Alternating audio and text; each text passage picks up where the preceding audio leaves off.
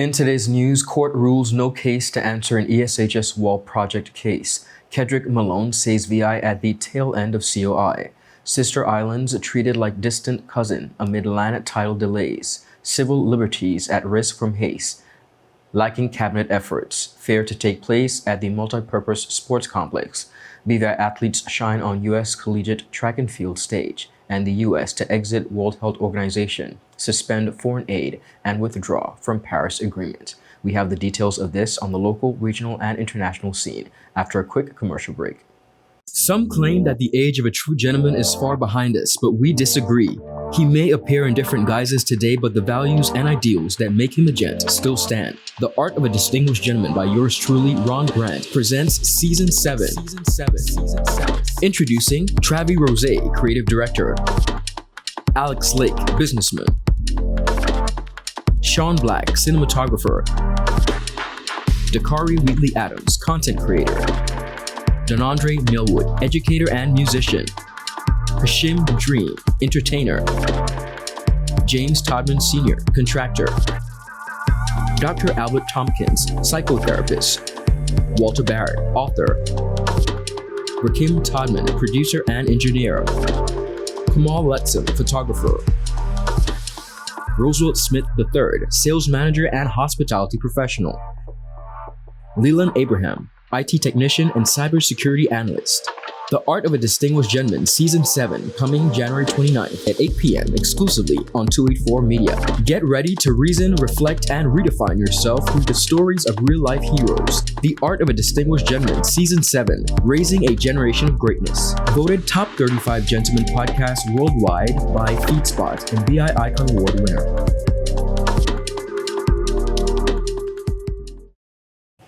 Hello everyone and welcome to this edition of 284 News. It is Tuesday, January 21st, 2025. I'm Ron Grant, bringing you the very latest out of Tortola in the Virgin Islands, as well as across the region and on the international scene. A happy Tuesday is wished to each and every one of you. Thank you so much for joining us. Senior Magistrate Tamir Richard has ruled no case to answer in the case against 6th District Representative, the Honorable Myron V. Walwyn, and former public servant Lorna Stevens in relation to the Elmore Stout High School wall project. The ruling, delivered on Tuesday, January 21st, effectively clears both Walwyn and Stevens of any wrongdoing in the high-profile case. Honorable Walwyn, who has been represented by attorney Terrence Williams, and Stevens, who was represented by Valston Graham, have maintained their innocence since charges were filed. The case stems from allegations surrounding the construction of the perimeter wall at the Elmore Stout High School. Walwyn was one of 3 individuals charged following a 2020 criminal investigation into the project. The other accused were Kelvin Thomas, 55, of Chadwell Estate, and Lorna Stevens, a former public officer. In 2021, a specialist investigative team was appointed to conduct a thorough, they say, review of the police investigation into the wall. The charges brought against Walwyn and Stevens were part of the fallout from the review. While the judgment marks a significant development, further updates are expected regarding the implications of the ruling and the status of the charges against Mr. Kelvin Thomas.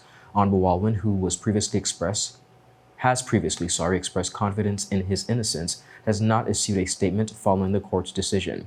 The case has drawn significant public attention given Walwyn's position as a high-profile public servant and elected representative. The Virgin Islands is said to be at the tail end of the implementation of the recommendations emerging from the Commission of Inquiry report. Mr. KEDRICK MALONE, Governance Reform Delivery Manager in the Office of the Premier, recently spoke on the ongoing COI presently in the Virgin Islands. He was at the time a guest on Talking Points radio program. Mr. Malone said all the necessary legislation had been completed. We had the COI. The recommendation was for suspension of the Constitution, government of the day. Thankfully, avoided that and created a unity government to implement the recommendations. Yes. Signed an agreement. We took the reviews. We conducted the reviews by all Virgin Islanders. Conducted the reviews. Then public service took those reviews, created policies. Those policies, in some cases, became legislation. That legislation went through the process of being assented to, and now is being brought into force. So all of the legislation is completed. The recommendations, all 48, have been completed. most of the legislation has been brought into force. Some of it has not yet been brought into force because bringing legislation into force requires that the governor assents to it, and then the minister responsible for the subject brings it into force. He noted that many of the legislations required regulations and implementation plans and the process, which is still ongoing.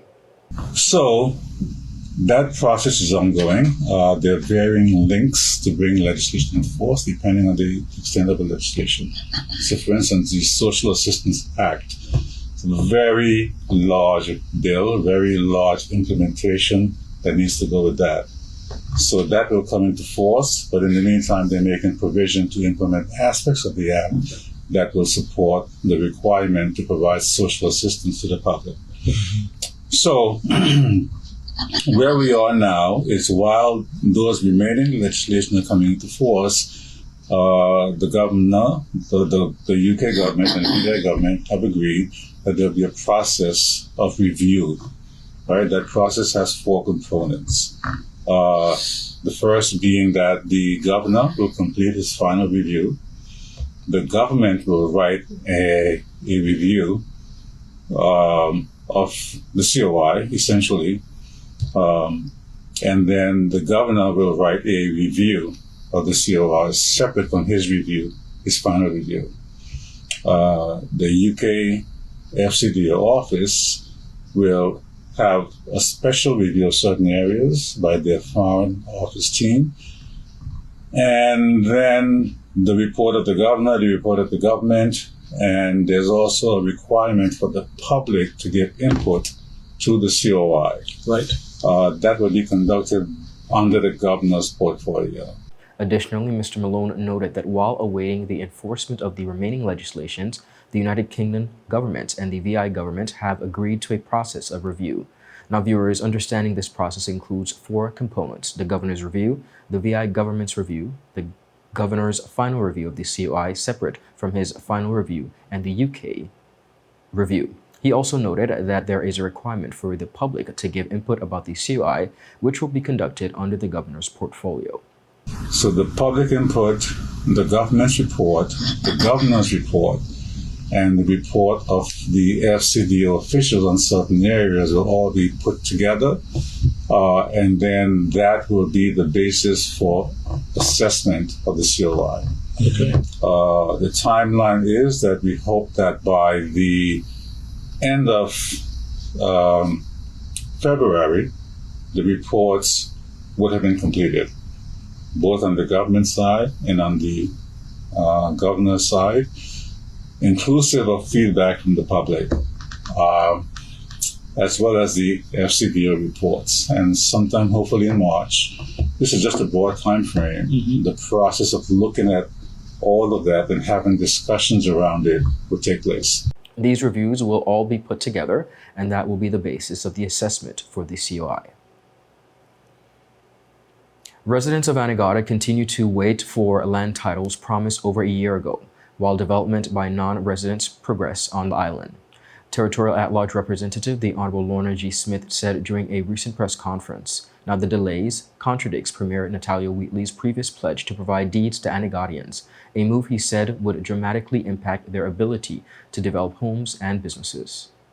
One of the things that concerns me deeply, I believe it concerns all of us in the opposition, that the land titles that were offered, in fact, not just offered, but it was agreed that they would have been given to Anegadians a year ago, and they are still not given to the Anegadians.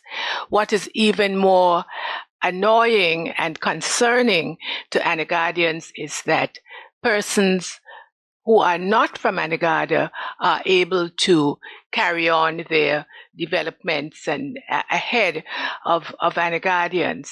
And I call on the government to fix these kinds of issues. Anegada is being treated like I wouldn't even call it a stepchild. Anegada is being treated in a fashion, it's like a distant cousin of the British Virgin Islands. And I call on the government to bring Anegada to the center, as I always say, and to give them the kind of attention that they need. And I'm sure the same holds as the member for the second would say in relation to this Just Van Dyke. Beyond the land title delays, Smith revealed that members of the Anegada Lands Commission remain unpaid despite approved supplementary provisions for their work. Worse yet was that last year we approved a supplementary provisions for the persons who had worked so hard on the Anegada Lands Commission, done all the hard work, all the groundwork to bring the numbers of, I think it was something like between 60 to 90 land grants that should have been approved and issued. And these people still have not been paid the monies that have been owed to them. She also noted that Anegada residents were largely excluded from micro and small business grant opportunities.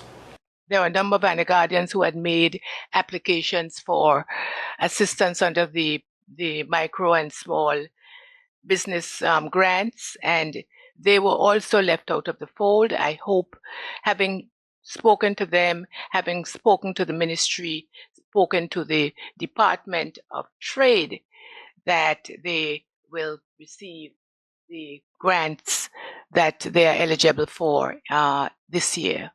Now, viewers, the situation reflects ongoing challenges for Anegada residents, which has historically faced infrastructure and resource allocation issues compared to other parts of the territory. Premier Wheatley had previously pledged increased engagement with residents following concerns about infrastructure decisions during last year's Lobster Festival weekend. Smith called on the government to address these issues promptly, emphasizing their importance to Anegada's economic and social development within the broader British Virgin Islands. Up next, we have much more on the local as well as regional and international scene. We'll be right back after a quick commercial break. Hello and welcome to today's episode of Pop the Balloon or Find the Connection. Let's meet our first contender, ladies. Okay, Joey, so do you have any toxic traits? I'm very restrictive. I don't give more time. What you get is what you get. I don't like to give unlimited time. That's it. Okay, can you tell us why you popped your balloon? That's a little too restricted for me. Thank you for coming. Okay, ladies, so let's meet our second contender. Sorry, excuse me. Why did you pop a balloon?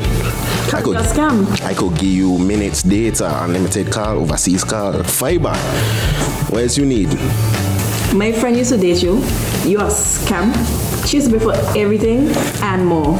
Nothing to offer. Okay, ladies, let's welcome our last contender. You look nice. Can you tell us your name? Thank you. My name is Christian Charles Thomas. They call me C Sweetie. What do you have to offer these ladies? Well, security, trust, unlimited time, and a pretty fast. Okay, so do you have any deal breakers? Nah, but here's my number. 444-4444. Y tú, vida ilimitada. Okay, guys, so no pop balloons. For a fast, reliable, and secure connection for your personal or business life, call us at 444-4444 or visit any of our CCT stores and we'll get you connected with the perfect match for you. Welcome back, everyone, and thank you so much for sticking with us. Moving right along, opposition lawmaker the Honorable Myron V. Walwyn has criticized the government's practice of rushing important legislation through the House of Assembly, while warning against compromising civil liberties in the name of law enforcement. Speaking at a press conference on Friday, the 6th District Representative highlighted concerns over recent bills, including the Police Act and Computer Misuse and Cybercrime Amendment Bill 2025, which initially contained provisions he deemed unconstitutional. Walwyn argued that the effectiveness of law enforcement should not come at the cost of our civil liberties. He criticized the government's practice of pushing bills through all three readings in a single sitting. The effectiveness of law enforcement should not come at the cost of our civil liberties, freedom of speech, the right to privacy, the right not to incriminate oneself, etc. The challenge lies in navigating this delicate equilibrium. This was in fact the point of contention in two recent bills that were brought by the government in the recent House of Assembly.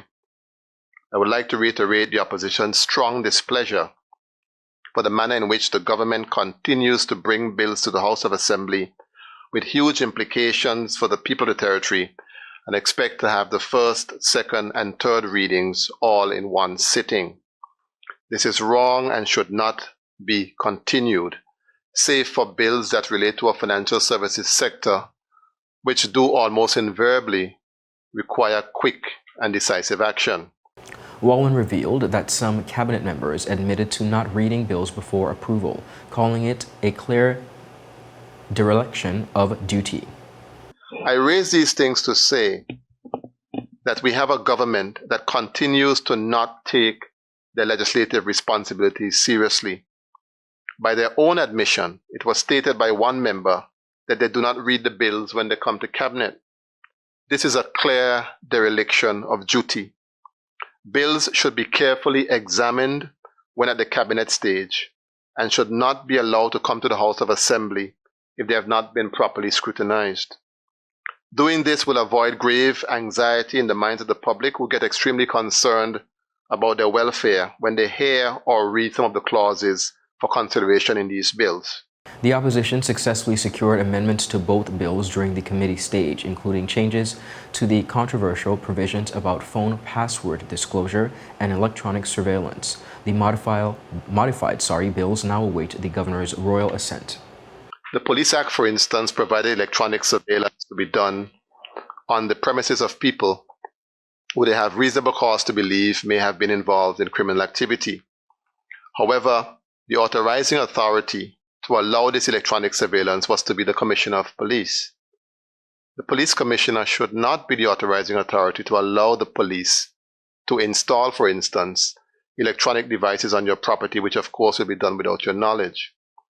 The Commissioner should not be the custodian of human rights while at the same time rest in the outcome of the crime.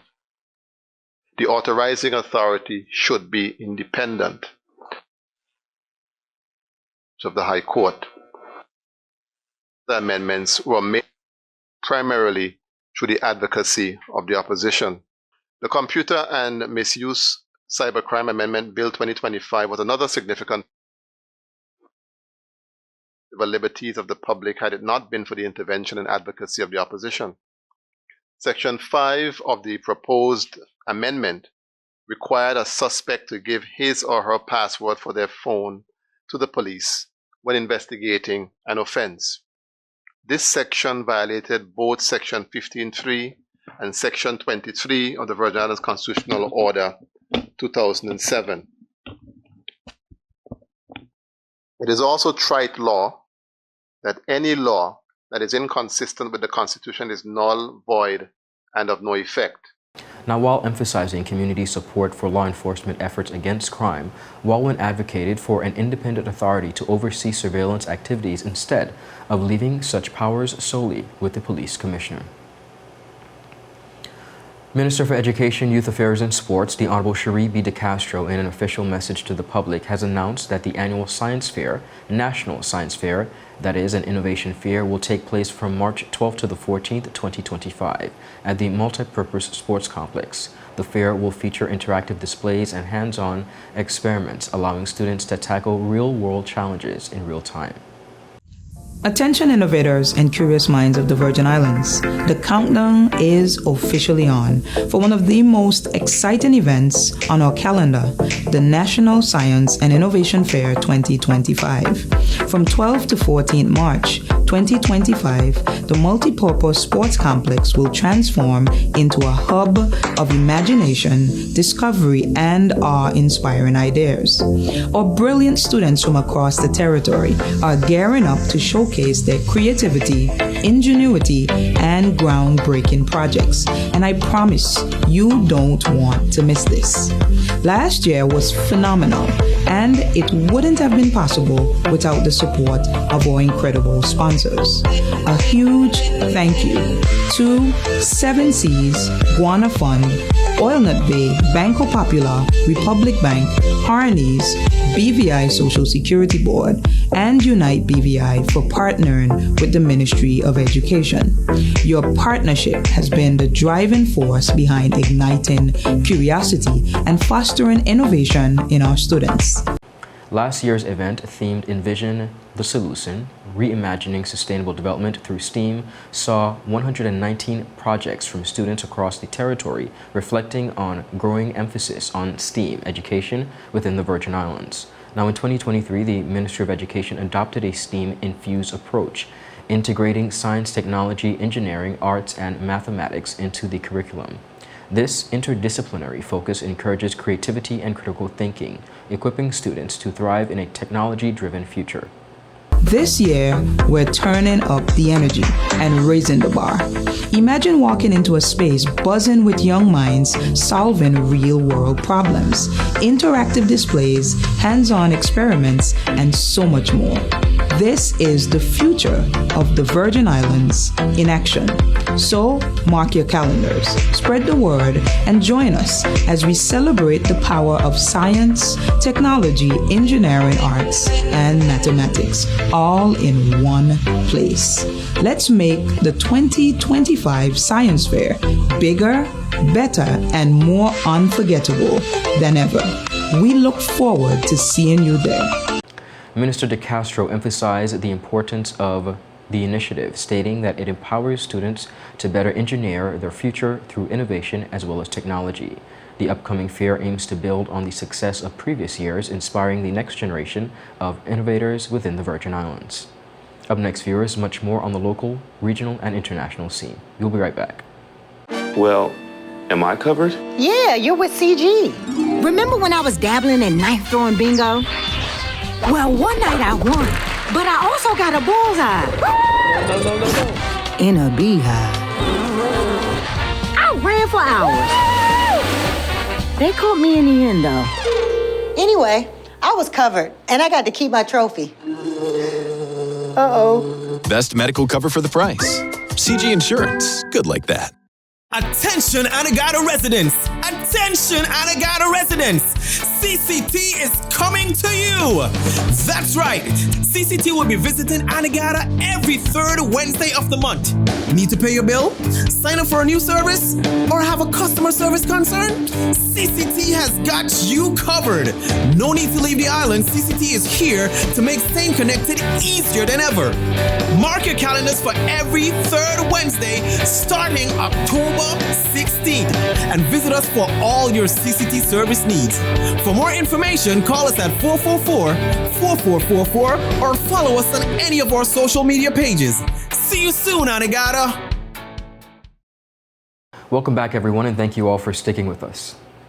Athletes from the British Virgin Islands are making their mark across the U.S. collegiate track and field circuit, delivering strong performances in various events and representing their schools with distinction. Competing at the Chesley Hencus 2025 indoor track meet, Tyrese James delivered standout performances, winning both the 60-meter dash and the 200 meters.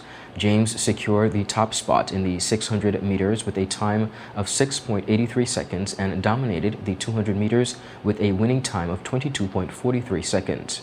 At the Thane Baker Invitational, Wayne Bell sprinted to an impressive second-place finish in the men's 600 meters, clocking a time of 6.74 seconds. Bell's performance demonstrated his early season form as he continues to compete in the National Junior College Athletic Association ranks. Also in the NJCAA, Kenyatta Great showcased her speed in the 200 meters at the 2025 Graduate Classic, finishing third with a time of 24.68 seconds. Her effort now ranks her sixth among the NJCAA athletes in the 200 meters. Representing the University of Texas at El Paso, Joshua Hill competed in the 600-yard run at the Corky Classic, finishing second in his heat and 15th overall with a time of 1.11.23.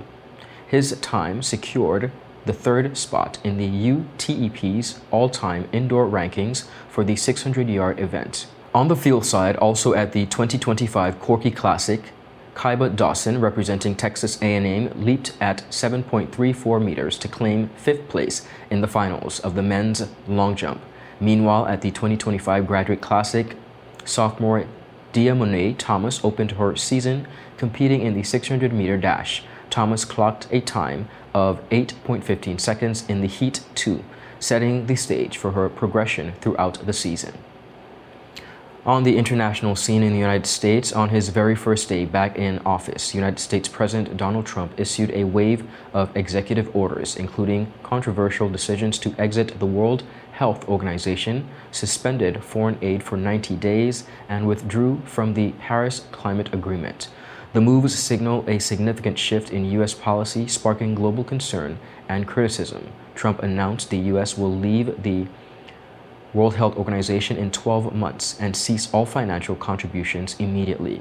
As the largest donor, the U.S. provides 18% of the World Health Organization's $6.8 billion 2024-2025 budget. The withdrawal threatens crucial health initiatives, including efforts to combat polio, Ebola, and much more vulnerable diseases across the region. Trump defended the decision, stating that withdrawing from WHO is necessary for America's interest. Withdrawing from the World Health Organization, sir? Ooh, that's a big one. So we paid $500 million to World Health when I was here, and I terminated it. China, with 1.4 billion people, we have 350 to pay. We have, nobody knows what we have because so many people came in illegally, but let's say we have 325. They had 1.4 billion. They were paying 39 million, we were paying 500 million. It seemed a little unfair to me. So that wasn't the reason, but I dropped out. They offered me to come back for 39 million. In theory, it should be less than that, but you know. And when Biden came back, they came back for 500 million. He knew that you could have come back for 39 million. They wanted us back so badly, so we'll see what happens. In a statement on Tuesday, the WHO expressed hope that the U.S. would reconsider, emphasizing the importance of the partnership for global health. They said, and I quote, "We look forward to engaging in constructive dialogue to maintain the partnership between the U.S. and WHO for the benefit of millions worldwide," the organization stated. In a separate executive order, Trump paused all foreign development assistance for 90 days, pending a review. Aid organizations fear the suspension will disrupt ongoing humanitarian projects, leaving critical work in jeopardy. Revisiting a decision from his first term, Trump also signed an order to withdraw the U.S. from the Paris Climate Agreement, a global pact to mitigate climate change. The formal withdrawal process will take place in 1 year. Could you imagine Biden doing this? I don't think so. The next item here is the withdrawal from the Paris Climate Treaty.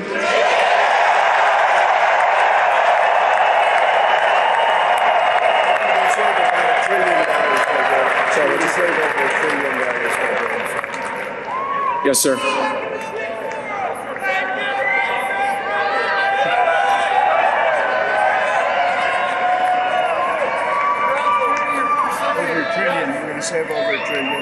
We're going to save over $1 trillion by withdrawing from that. The U.S. now joins Iran, Libya, and Yemen as the only nations outside of the agreement. Critics have condemned the move, warning it undermines global efforts to address the climate crisis. President Trump, however, signed additional executive orders and proclamations, including pardoning some 1,500 individuals involved in the January 6, 2021 Capitol riot, declaring it a national emergency at the southern border, delaying the ban on TikTok, redefining birthright citizenship, and declaring, and I quote, a national energy emergency, which includes a renewed focus on domestic oil drilling. Viewers, that is it for today's news roundup. Be sure to follow us for your daily news updates at 284media and 284BVI on Instagram and X, formerly Twitter, as well as to follow us on our WhatsApp channel for daily updates. I'm Ron Grant. Do have a safe and enjoyable evening. A happy Tuesday's wish to each and every one of you. Goodbye.